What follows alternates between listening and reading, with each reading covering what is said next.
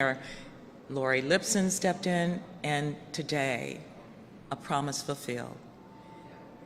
In furtherance of fulfilling said promises, I give you the Mayor of the City of Chicago, Mayor Johnson.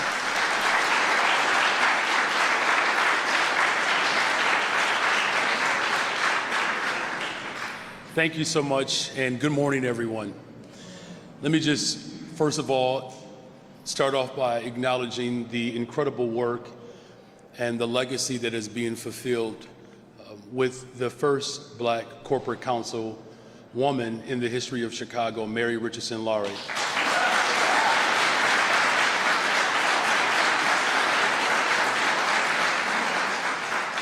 I have relied upon her judgment and her steadfastness through some very tumultuous times in our nation's history.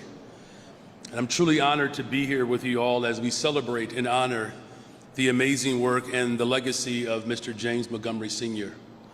Now, if I would have known how much trouble he would have caused my administration with his incredible, bold leadership, I would have reached out to him a long time ago.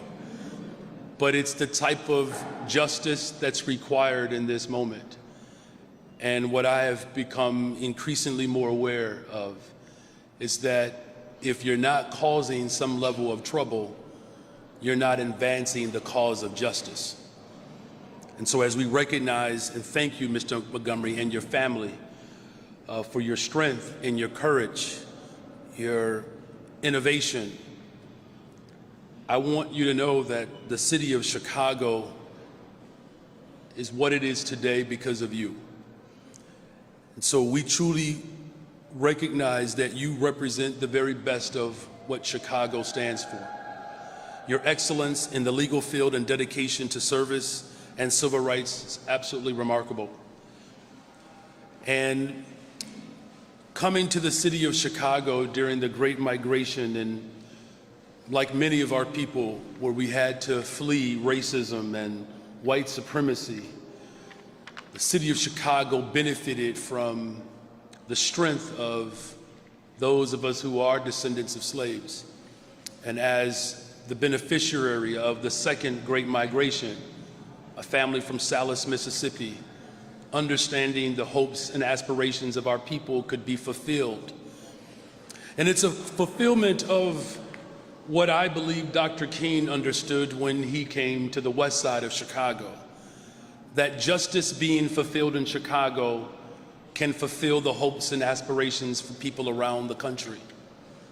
And moving to Chicago and Fuller Elementary and Wendell Phillips High School before your bachelor's degree and Juris Doctorate degree, you imbibe what I call the soul of Chicago, because it's the public institutions that help shape who you are.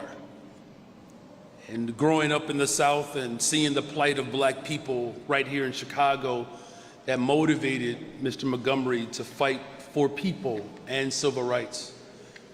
The landmark cases against the Chicago Police Department, specifically in the acts of deaths where too many of our people experienced. It was Mr. Montgomery who stood the test of time. He fought to challenge the de facto school segregation and the disparate compensation that was paid to Black substitute teachers in our public schools. Partnered with Johnny Cochran to teach litigation for a new generation of attorneys.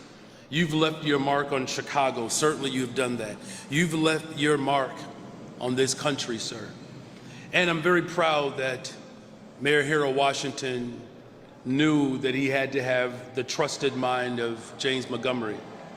I can't imagine how many arguments you all have got into, but I have a suspicion that you won most of them.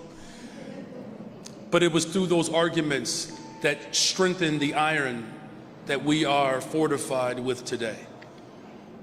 As a decorated attorney with all of the awards and accolades, an experienced litigator, it is a shame that it took our city this long to recognize your brilliance. But I will say this in closing. There was a specific case that I think is a remarkable testament to how you showed up for all of Chicago.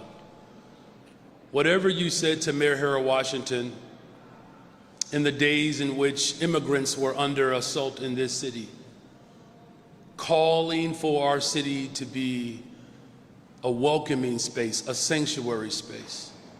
Having read about how cab drivers were being rounded up by A.D. Moyer, it was a black man that stood firm that you can fight for fairness for black folks and not exclude our immigrant community in that process. That's brilliant, Mr. Montgomery.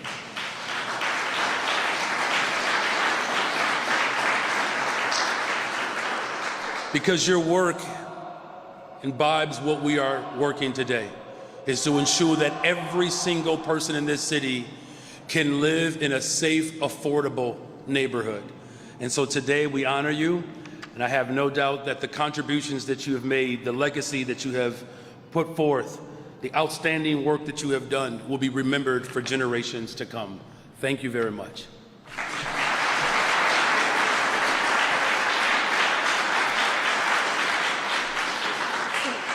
So thank you for coming. We're going to escort the family back to show Mr. Montgomery what we've done in the foyer. I'm sorry, just real quick, before we do that, there is an official resolution from City Council. We won't read the entire document or dissertation, but we do want to just acknowledge that this is not just coming as an executive act. Our city of Chicago, you all, for the sake of posterity, let's always remember that we're here today in this moment because of leaders who understood the assignment before we arrived. And so again, on behalf of the entire city of Chicago, you all really show some profound, deep, loud noise for Mr. James Montgomery.